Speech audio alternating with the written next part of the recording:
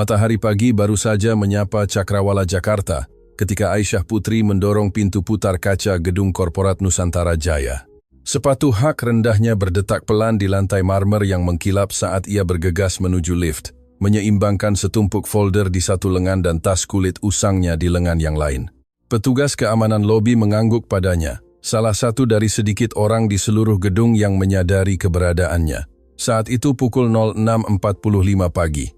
Aisyah telah tiba pada jam itu selama 5 tahun, jauh sebelum orang lain menginjakkan kaki di tempat itu, dan pulang jauh setelah petugas kebersihan menyelesaikan tugas mereka. Ia menekan tombol lantai 42 dan memperhatikan pantulan dirinya di dinding lift yang berbayangan. Lingkaran hitam jelas di bawah mata koklatnya, dan rambut koklatnya diikat rapi menjadi sanggul praktis yang telah menjadi ciri khasnya. Di suatu titik, ia berhenti mencoba tampil cantik dan mulai berusaha menjadi tidak terlihat. Lantai eksekutif hening saat ia tiba. Aisyah bergerak di ruang itu dengan efisiensi seseorang yang mengenalnya di luar kepala, menyalakan lampu, menyesuaikan suhu, dan menata bunga segar di meja resepsionis. Ia memeriksa jadwal hari itu untuk ketiga kalinya, memastikan setiap rapat telah dikonfirmasi, setiap dokumen dicetak dan diatur, setiap detail sempurna, karena kesempurnaan adalah satu-satunya hal yang mungkin memberinya sedikit pengakuan, meskipun itu tidak pernah terjadi. Pada pukul 07.030, ia sudah menyiapkan kantor Bayu Adiputra persis seperti yang disukainya, kopi hitam tanpa gula pada suhu yang tepat di atas meja. Di samping tumpukan laporan pagi yang tersusun rapi, ia tahu seleranya lebih baik daripada dirinya sendiri, bahwa ia lebih suka pulpen yang diurutkan berdasarkan warna, bahwa ia membenci bau penyegar udara buatan, bahwa ia membaca bagian keuangan dari 3 surat kabar berbeda, bahkan sebelum membuka emailnya.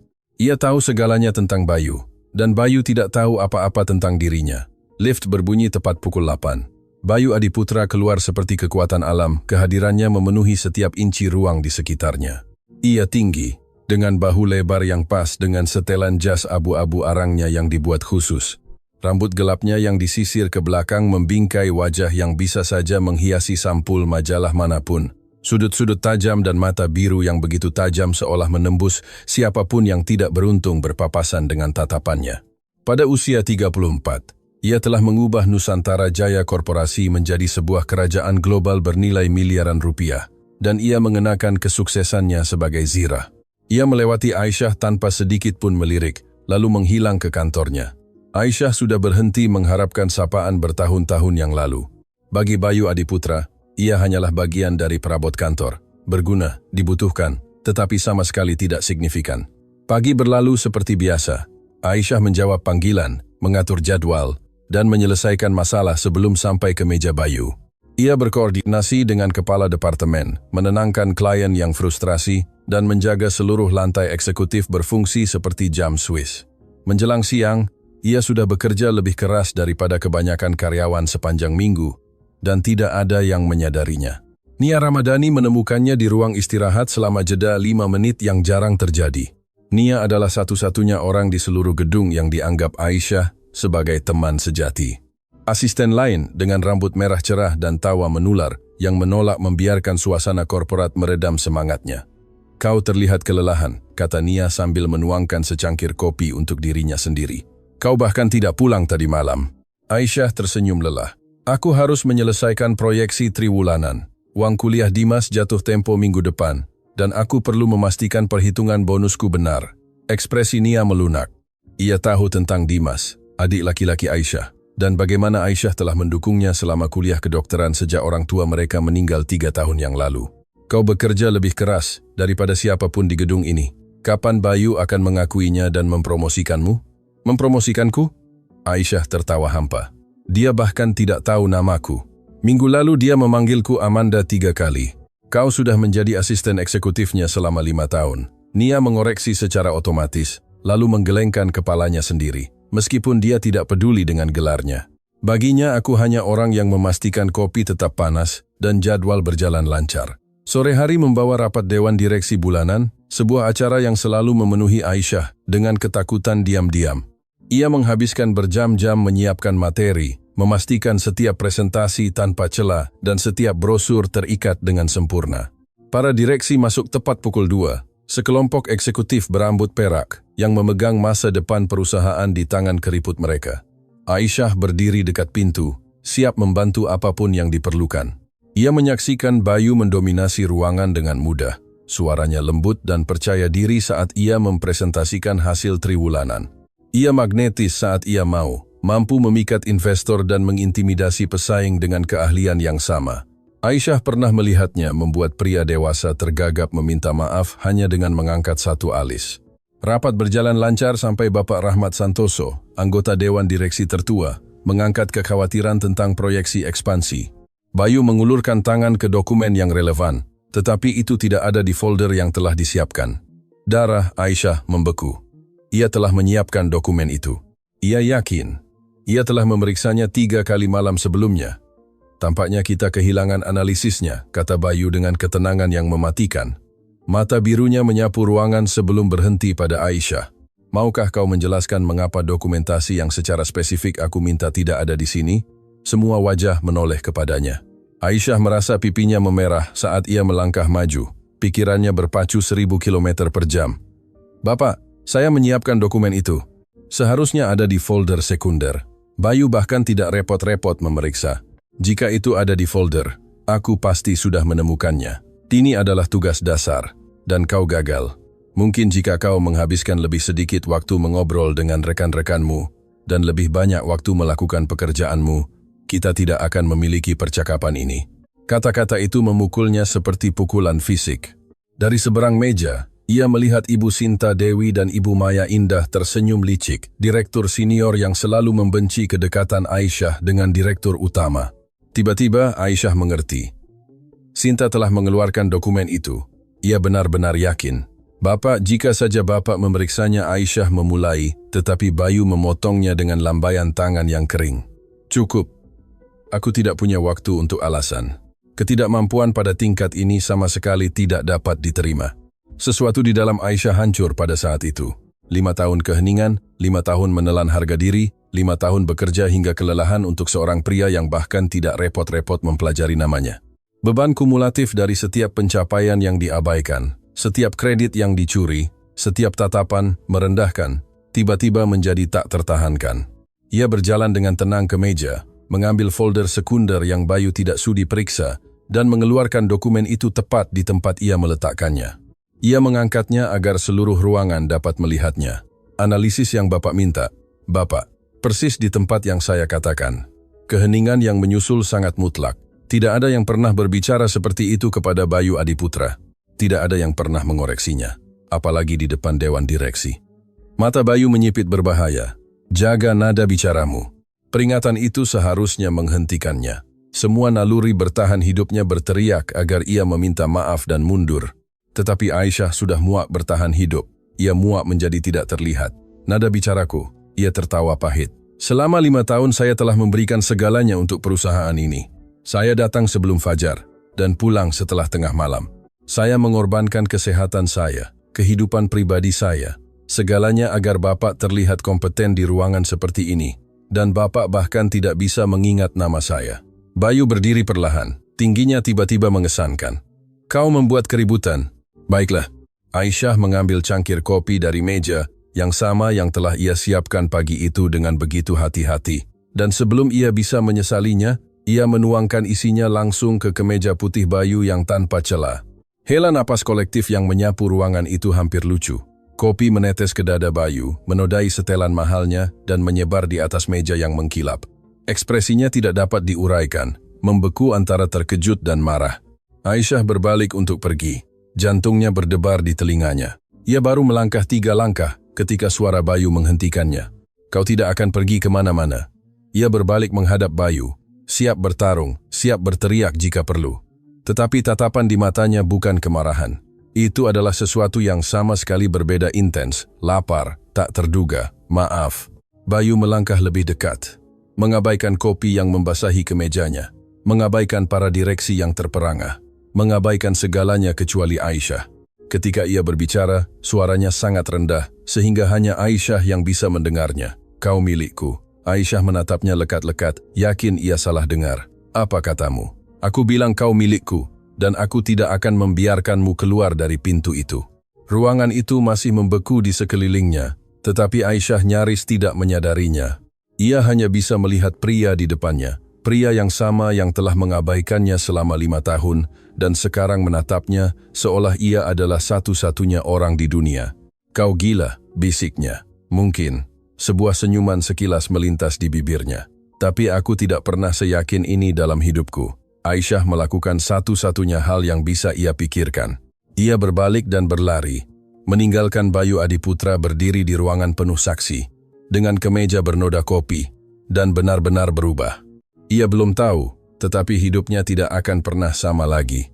Tangan Aisyah gemetar saat ia mengumpulkan barang-barang pribadinya dari mejanya. Sebuah sukulen kecil pemberian Dimas, foto orang tuanya saat terakhir bepergian bersama, sebuah novel saku usang yang tidak pernah sempat ia selesaikan. 5 tahun hidupnya menyusut menjadi barang-barang yang muat dalam satu kotak kardus. Perjalanan turun di lift terasa abadi. Pantulan dirinya menatapnya dari dinding cermin, dan ia nyaris tidak mengenali dirinya sendiri.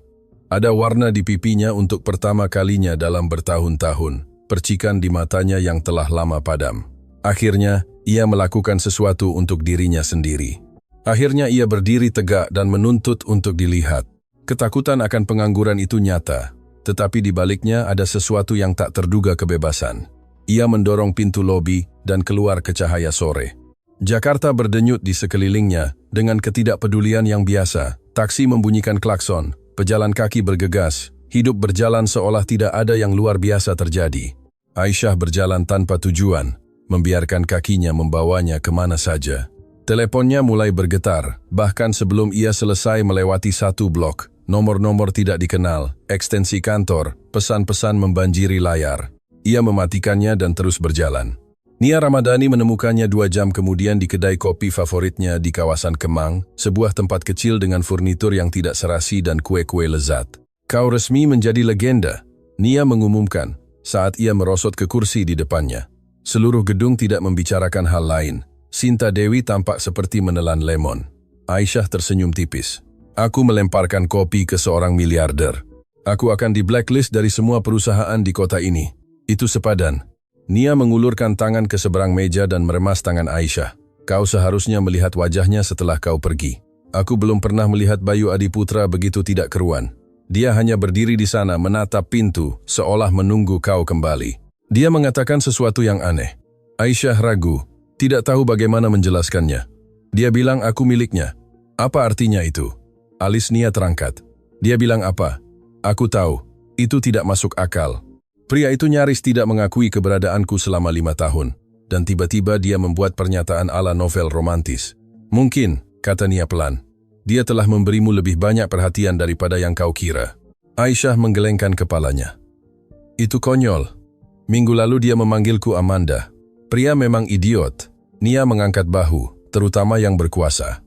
Mereka menghabiskan begitu banyak waktu membangun tembok sehingga mereka tidak mengenali apa yang ada tepat di depan mereka sampai terlambat. Aisyah menghabiskan minggu berikutnya bersembunyi di apartemen kecilnya di kawasan Fatmawati. Ia memperbarui CV-nya, melamar posisi yang ia anggap berlebihan kualifikasinya, dan mencoba meyakinkan dirinya sendiri bahwa semuanya akan baik-baik saja. Tabungannya akan menopangnya selama 3 bulan jika ia berhati-hati. Dimas telah menawarkan diri untuk mengambil cuti semester untuk membantunya, tetapi ia langsung menolaknya. Impian Dimas untuk menjadi dokter adalah satu-satunya hal yang akan ia lindungi dengan segala cara. Bunga-bunga tiba pada hari ketiga, 2 lusin mawar putih dengan kartu yang hanya bertuliskan, "Tolong beri aku kesempatan menjelaskan. B.A." Aisyah membuangnya ke tempat sampah. Pada hari kelima, sebuah surat tulisan tangan tiba, diantar oleh kurir. Tulisan tangannya elegan, hampir kuno, dan kata-katanya dipilih dengan cermat. Bayu meminta maaf atas perilakunya tidak hanya pada hari kejadian, tetapi juga atas kebutaan selama bertahun-tahun. Ia meminta kesempatan untuk memperbaiki keadaan. Aisyah membacanya 2 kali sebelum merobeknya berkeping-keping. Pada hari ke-7, ia mulai percaya bahwa Bayu telah menyerah. Kelegaan yang ia harapkan tidak datang. Sebaliknya, ia mendapati dirinya lebih sering melihat ponselnya daripada yang ingin ia akui. Bertanya-tanya mengapa keheningan itu begitu mengganggunya. Ia kembali dari wawancara kerja yang berjalan buruk karena reputasinya memang mendahuluinya. Saat itulah ia melihat mobil hitam terparkir di depan gedung apartemennya. Bayu Adiputra bersandar pada mobil itu, tampak sama sekali tidak pada tempatnya dengan setelan jas khusus di antara fasad-fasad sederhana lingkungannya. Aisyah berhenti berjalan. Semua nalurinya berteriak agar ia berbalik, mencari pintu masuk lain untuk menghindari konfrontasi. Tetapi ia lelah melarikan diri, lelah bersembunyi, lelah ketakutan. Ia berjalan langsung ke arahnya. "Sekarang kau menggangguku."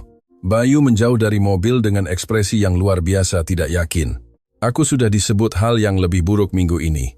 Apa yang kau inginkan? 5 menit dari waktumu. Itu saja yang kuminta."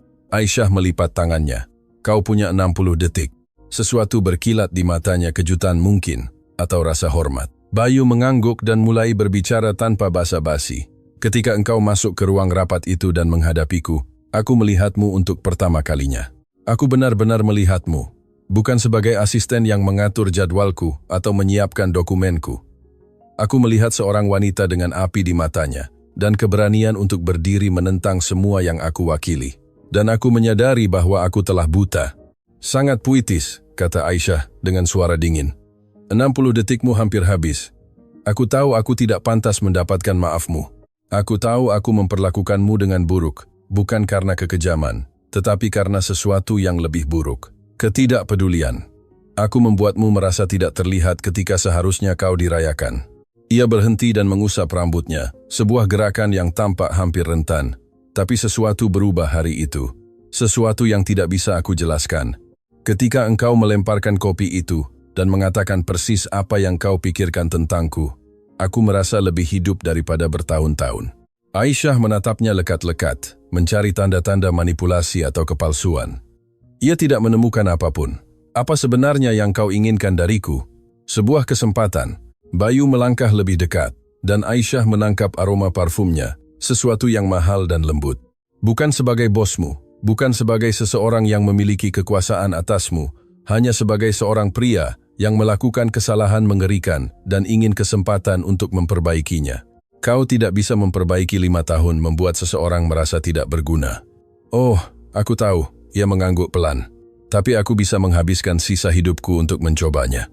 Intensitas tatapannya mempercepat detak jantung Aisyah, meskipun ia bertekad untuk tidak tergerak.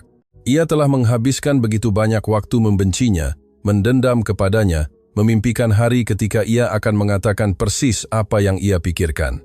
Sekarang ia telah melakukannya, ia tidak tahu harus merasa apa. "Aku butuh waktu," katanya akhirnya, "dan ruang. Jika kau benar-benar menghormatiku seperti yang kau katakan, kau akan memberiku keduanya." Bayu mengangguk perlahan. "Apapun yang kau butuhkan, tapi tolong ketahuilah bahwa aku tidak akan pergi kemana-mana. Aku akan menunggu berapapun waktu yang diperlukan." Ia kembali ke mobilnya dan pergi, meninggalkan Aisyah berdiri di trotoar dengan badai emosi yang bertentangan menderu di dadanya. Hari-hari berikutnya lebih tenang dari yang ia duga. Bayu menepati janjinya, menjaga jarak, sambil membuat kehadirannya terasa dengan cara yang halus. Ia menerima tawaran pekerjaan dari perusahaan pesaing, disertai catatan yang menjelaskan bahwa Bayu sendiri yang merekomendasikannya, tetapi ia akan mengerti jika Aisyah menolak apapun yang berhubungan dengannya. Aisyah menolaknya bagaimanapun. 2 minggu setelah konfrontasi mereka, Nia meneleponnya dengan berita tak terduga. "Kau harus melihat ini, nyalakan SCTV." Aisyah mencari remote control dan menemukan segmen berita bisnis sudah tayang. Bayu Adiputra berada di podium dengan kamera-kamera berkedip di sekelilingnya. Mulai saat ini, Nusantara Jaya Korporasi akan menerapkan program pengakuan karyawan yang komprehensif di semua tingkatan, katanya. "Terlalu lama, budaya korporat telah merayakan mereka yang di atas sambil mengabaikan kontribusi penting dari karyawan yang menjaga organisasi kita berfungsi. Itu berakhir sekarang." Reporter mengajukan pertanyaan lanjutan tentang apa yang memotivasi inisiatif mendadak itu. Bayu berhenti sejenak, dan ketika ia berbicara lagi, suaranya mengandung kejujuran yang tampak benar-benar tidak terencana. "Seseorang baru-baru ini menunjukkan kepadaku bahwa aku telah menjadi persis seperti pemimpin yang selalu aku benci. Seseorang yang berani yang menempatkan cermin di depanku dan mengajariku menjadi apa aku ini. Ini adalah upayaku untuk menjadi layak atas pelajaran yang ia berikan padaku." Aisyah mematikan televisi dengan tangan gemetar. 3 hari kemudian, ia setuju untuk bertemu dengannya untuk minum kopi, bukan sebagai rekonsiliasi, katanya pada dirinya sendiri, hanya untuk menutup bab ini. Ia perlu memahami apa yang terjadi. Ia perlu memahami pria yang telah berubah begitu drastis. Mereka bertemu di sebuah kedai kopi yang tenang jauh dari kawasan bisnis, tempat di mana tidak ada dari mereka yang akan dikenali. Bayu tiba dengan pakaian kasual. Pertama kalinya Aisyah melihatnya tanpa setelan jas. Ia tampak lebih muda entah bagaimana, kurang defensif. "Terima kasih sudah datang," katanya saat Aisyah duduk. "Jangan berterima kasih dulu. Aku punya pertanyaan dan aku ingin jawaban jujur, apapun itu." Aisyah mencondongkan tubuh ke depan. "Mengapa sekarang? Kau punya 5 tahun untuk memperhatikanku. 5 tahun untuk memperlakukanku seperti manusia. Apa yang berubah?" Bayu terdiam cukup lama, menyusun pikirannya. Ketika ia berbicara, suaranya terdengar lebih rendah dari biasanya. "Ayahku membangun Nusantara Jaya Korporasi dari nol. Dia bekerja keras hingga meninggal secara harfiah pada usia 52. Aku berusia 20 ketika mengambil alih dan bersumpah bahwa aku akan berbeda, bahwa aku akan lebih kuat, bahwa aku tidak akan pernah membiarkan emosi mengganggu penilaianku." Ia menunduk menatap tangannya. Di suatu titik, kekuatan berubah menjadi kedinginan. Perlindungan berubah menjadi isolasi. "Aku membangun tembok begitu tinggi sehingga aku berhenti melihat orang sepenuhnya. Semua orang menjadi fungsi, peran, sepotong mesin yang harus dikelola. Itu tidak membenarkan apapun." "Tidak, memang tidak." Ia mengangkat matanya ke arah Aisyah. "Tapi itu membantu menjelaskan bagaimana seseorang bisa begitu buta. Kau menantangku dengan cara yang belum pernah dilakukan, siapapun. Kau membuatku merasakan sesuatu yang sudah kulupakan keberadaannya. Dan aku menyadari bahwa semua kesuksesanku, semua pencapaianku tidak berarti apa-apa jika aku telah menjadi seseorang yang akan membuat ayahku malu." Aisyah merasa ada sesuatu yang retak di dalam dirinya, bagian dari zirah yang telah ia bangun di sekelilingnya. Ia tidak ingin bersimpati padanya, ia tidak ingin melihatnya sebagai manusia, tetapi rasa sakit dalam suaranya tidak dapat disembunyikan. "Aku tidak mempercayaimu," katanya jujur. "Mungkin aku tidak akan pernah mempercayaimu. Aku tahu," ia mengangguk, "dan aku akan mendapatkan kepercayaan itu, atau aku akan menghabiskan sisa hidupku untuk mencobanya. Bagaimanapun, aku tidak akan menyerah." Ia seharusnya berdiri dan pergi. Semua bagian logis otaknya berteriak bahwa ini berbahaya, bodoh, ditakdirkan untuk gagal, tetapi sesuatu menahannya di kursi itu. Sesuatu yang sangat menakutkan menyerupai harapan. "Satu kesempatan," katanya akhirnya. "Satu makan malam. Dan jika kau mengecewakanku, kau tidak akan pernah menghubungiku lagi." Senyum yang melintas di wajah Bayu berbeda dari yang pernah dilihat Aisyah padanya, tulus, tanpa pertahanan, hampir kekanak-kanakan dalam kelegaannya. "Kau tidak akan menyesal." "Aku sudah menyesal," gumam Aisyah. Tetapi ia sendiri sedang menahan senyum. Makan malam yang direncanakan Bayu sama sekali tidak seperti yang Aisyah harapkan. Ia telah mengantisipasi restoran eksklusif, ruang pribadi, dan anggur tua, semua ornamen kekayaan yang dirancang untuk mengesankan. Sebaliknya, Bayu membawanya ke sebuah restoran Italia kecil yang dikelola keluarga di Menteng, salah satu tempat dengan taplak meja kotak-kotak dan foto cucu di dinding. "Ayahku sering membawaku ke sini saat aku kecil," jelas Bayu saat mereka duduk di sudut yang sudah dipesan, sebelum perusahaan benar-benar menyita dirinya. "Di sini ia mengajariku bahwa kesuksesan tidak berarti apa-apa tanpa orang-orang untuk berbagi dengannya. Aku melupakan pelajaran itu untuk waktu yang sangat lama." Di antara hidangan pasta rumahan, mereka berbicara seperti yang belum pernah mereka lakukan dalam 5 tahun kedekatan. Bayu bertanya tentang keluarganya, impiannya, kehidupan yang telah ia bangun. Sementara Bayu sibuk mengabaikan keberadaannya, Aisyah terkejut mendapati dirinya terbuka, meskipun ia punya keraguan. Menceritakan kisah tentang Dimas dan perjuangannya di Fakultas Kedokteran, tentang orang tuanya dan kekosongan yang ditinggalkan kepergian mereka di hatinya. Sebagai gantinya, Bayu berbagi bagian dari dirinya yang belum pernah disaksikan karyawan manapun. Masa kecilnya menyaksikan ayahnya mengorbankan segalanya demi kesuksesan, depresi ibunya setelah kematian ayahnya, kesepian yang datang dengan kekuasaan, cara orang melihat miliarder sebelum melihat pria itu. "Semua orang menginginkan sesuatu dariku," ia mengakui. Investor menginginkan keuntungan, direksi menginginkan stabilitas, karyawan menginginkan promosi, tetapi tidak ada yang pernah ingin tahu siapa aku di balik semua itu, sampai kau menatapku dengan mata marah itu dan memperlakukanku sebagai orang yang bisa membuat kesalahan. Kau salah besar, kata Aisyah, tetapi suaranya sudah kehilangan ketajamannya. Ia mengangkat gelasnya. Untuk menjadi cukup manusiawi, untuk melakukan kesalahan. Aisyah memukulkan gelasnya ke gelas Bayu, dan cukup keras kepala untuk memperbaikinya. Minggu-minggu berikutnya adalah tarian yang hati-hati antara batasan dan penemuan. Bayu tidak pernah terlalu mendesak, menghormati batasan yang ditetapkan Aisyah sambil memperjelas niatnya.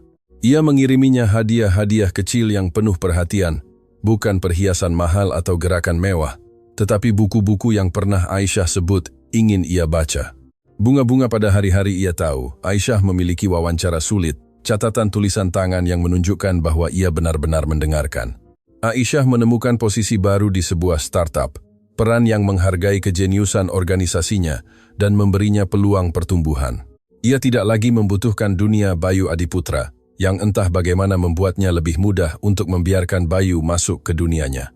Kencan kedua mereka adalah berjalan-jalan di Taman Suropati, diikuti dengan coklat panas dari pedagang kaki lima. Yang ketiga adalah kelas memasak di mana Bayu terbukti sangat tidak berguna dalam memotong sayuran. Yang keempat adalah gala amal di mana ia memperkenalkannya bukan sebagai mantan asistennya, tetapi sebagai wanita yang telah mengubah hidupnya.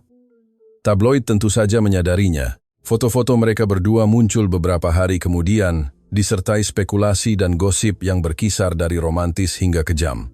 Beberapa artikel menggambarkannya sebagai pemburu harta yang telah mengatur seluruh insiden kopi. Yang lain menggambarkan Bayu sebagai bos predator, memanfaatkan mantan karyawannya. Aisyah mencoba mengabaikannya, tetapi pengawasan yang konstan melelahkannya. Setiap kali ia keluar dari apartemennya, kamera-kamera seolah mengikutinya. Media sosialnya dipenuhi pesan dari orang asing yang merasa berhak menghakimi keputusannya. Mungkin ini adalah kesalahan, katanya kepada Bayu suatu malam setelah sebuah artikel yang sangat kejam menuduhnya tidur dengannya untuk mendapatkan promosi. Mungkin kita terlalu berbeda. Mungkin dunia tidak akan pernah membiarkan kita bersama. Bayu menggenggam tangannya. Apakah aku peduli padamu? Itu bukan intinya. Itu satu-satunya poin yang penting. Mata birunya menatapnya dengan tegas. Aku menghabiskan seluruh hidupku mengkhawatirkan apa yang dipikirkan dunia. Membangun citra, melindungi reputasi, memainkan peran yang semua orang harapkan, dan aku sengsara. Kau mengajariku bahwa semua itu tidak berarti apa-apa jika kau tidak bisa jujur tentang siapa dirimu dan apa yang kau inginkan. Kau, kata itu sederhana dan mutlak. Aku ingin pagi hari di mana aku terbangun di sisimu. Aku ingin berdebat tentang siapa yang harus membuat kopi. Aku ingin membangun hidup dengan seseorang yang melihat menembus setiap tembok yang telah kubangun. Aku menginginkanmu, Aisyah. Hanya kau, ia ingin mempercayainya. Setiap serat tubuhnya ingin menyerah pada harapan yang ditawarkan kata-kata Bayu, tetapi ia telah terlalu banyak tahun melindungi dirinya sendiri untuk hanya menyerah begitu saja. Buktikan, katanya. Tunjukkan padaku bahwa ini nyata. Bayu mengangguk perlahan. Kalau begitu ikutlah denganku besok. Ada sesuatu yang perlu kulakukan. Keesokan paginya ia membawanya ke kantor pusat Nusantara Jaya Korporasi. Aisyah belum kembali sejak pengunduran dirinya yang dramatis, dan melintasi pintu kaca itu mengirimkan gelombang emosi rumit ke dadanya. Tetapi Bayu memegang tangannya dengan erat, membimbingnya melewati resepsionis yang terperangah, dan menuju lift. Mereka keluar di lantai eksekutif, dan menemukan seluruh tim direksi, berkumpul anggota dewan, direktur, kepala departemen. Semua orang yang telah menyaksikan penghinaannya ada di sana sekali lagi. Ada apa ini? Bisik Aisyah. Bayu melangkah maju untuk berbicara kepada ruangan. 6 bulan yang lalu, sesuatu terjadi di gedung ini yang mengubah hidupku. Aku memperlakukan seorang wanita luar biasa dengan penghinaan kejam, dan ia memiliki keberanian untuk bangkit dan mengatakan kepadaku, persis menjadi orang macam apa aku ini. Ia berbalik menatap Aisyah dengan ekspresi rentan yang belum pernah Aisyah bayangkan sebelumnya. Aku tidak bisa menghapus apa yang terjadi. Aku tidak bisa mendapatkan kembali tahun-tahun kebutaan atau rasa sakit yang aku sebabkan. Tetapi aku bisa secara terbuka mengakui bahwa Aisyah Putri adalah orang terpenting di duniaku. Ia membuatku ingin menjadi lebih baik. Ia membuatku menjadi manusia lagi. Kemudian, di depan para eksekutif dan anggota dewan direksi yang berkumpul, Bayu Adiputra berlutut dengan satu lutut, mengeluarkan kotak beludru kecil, dan membukanya untuk mengungkapkan cincin yang sederhana, namun elegan. Aisyah, aku tahu ini cepat. Aku tahu kau punya semua alasan untuk mengatakan tidak. Tetapi aku juga tahu bahwa aku tidak pernah lebih yakin tentang apapun dalam hidupku. Aku mencintaimu. Aku ingin menghabiskan setiap hari membuktikan bahwa aku pantas bersamamu. Maukah kau menikah denganku? Ruangan itu menjadi hening total. Aisyah merasakan semua mata tertuju padanya. Ia merasakan beban momen itu menekannya seperti kekuatan fisik. Ia memikirkan tahun-tahun ketidakjelasan, penghinaan, kemarahan yang akhirnya membebaskannya. Ia memikirkan pria yang berlutut di depannya, tembok-tembok yang telah ia robohkan, transformasi yang telah ia saksikan, dan ia memikirkan cinta, kemungkinan menakutkan dan indah, bahwa seseorang benar-benar bisa melihatnya dan memilihnya meskipun ada segalanya. Ya, bisiknya. Kata-kata itu seolah melayang di udara, untuk sesaat yang abadi. Kemudian wajah Bayu berseri-seri gembira saat ia menyematkan cincin di jarinya dan berdiri untuk memeluknya. Ruangan itu meledak dengan tepuk tangan yang tulus kali ini, seolah semua yang hadir mengakui bahwa mereka sedang menyaksikan sesuatu yang luar biasa. 6 bulan kemudian mereka menikah dalam sebuah upacara yang memadukan dua dunia mereka. Resepsi diadakan di restoran Italia kecil di Menteng, diperluas dengan tenda di taman untuk menampung tamu mulai dari miliarder investor hingga teman masa kecil Aisyah dari lingkungan lamanya. Dimas memberikan pidato toast yang membuat semua orang tertawa dan menangis. Nia adalah pengiring pengantin. Pidatonya penuh dengan anekdot tentang wanita yang begitu lama tidak terlihat dan pria yang akhirnya belajar melihat. Saat Aisyah dan Bayu berbagi tarian pertama mereka sebagai suami istri, ia memikirkan jalan aneh yang telah membawa mereka ke sana. Secangkir kopi yang dilemparkan dengan marah, kata-kata yang diteriakkan dalam keputusasaan, dan entah bagaimana cinta muncul dari puing-puing. Ada penyesalan? Bisik Bayu di rambut Aisyah. Hanya saja aku tidak melempar kopi itu lebih awal. Ia tertawa, suara hangat dan tanpa pertahanan. Aku pantas mendapatkannya. Kau pantas mendapatkan yang lebih buruk. Ia sedikit menjauh untuk menatapnya, tapi kurasa aku akan tetap memilikimu. Itu yang selalu aku inginkan. Bayu menciumnya lembut. Dimiliki olehmu. Musik mengalun di sekitar mereka saat mereka berdansa bersama, dua orang yang telah menemukan satu sama lain melalui kekacauan dan konfrontasi. Di luar tenda, bintang-bintang mulai muncul di langit senja, titik-titik cahaya kecil di kegelapan yang luas. Aisyah memikirkan orang tuanya. Betapa bangganya mereka melihatnya akhirnya bahagia. Ia memikirkan wanita muda yang memasuki Nusantara Jaya Korporasi 5 tahun yang lalu, berharap membangun karier dan malah menemukan tahun-tahun ketidakjelasan. Wanita itu sekarang tampak seperti orang asing baginya, seseorang dari kehidupan lain. Ia pernah tidak terlihat. Sekarang ia dilihat, dicintai, dipilih, berdiri dalam pelukan pria yang telah berubah dari penderitaan terbesarnya menjadi cinta terbesarnya. Aisyah Putri akhirnya mengerti bahwa hal paling kuat yang pernah ia lakukan dalam hidupnya adalah menolak untuk tetap diam. Beberapa kisah dimulai dengan cinta pada pandangan pertama. Kisah mereka dimulai dengan kopi yang dilemparkan, dengan amarah, dan kata-kata yang diteriakkan dalam kemarahan. Tetapi pada akhirnya, tidak peduli bagaimana kisah itu dimulai, yang penting adalah mereka menuliskannya bersama sampai akhir. Dan begitulah akhir kisah tentang ketidakjelasan, kemarahan, dan cinta yang lahir dari kopi yang tumpah.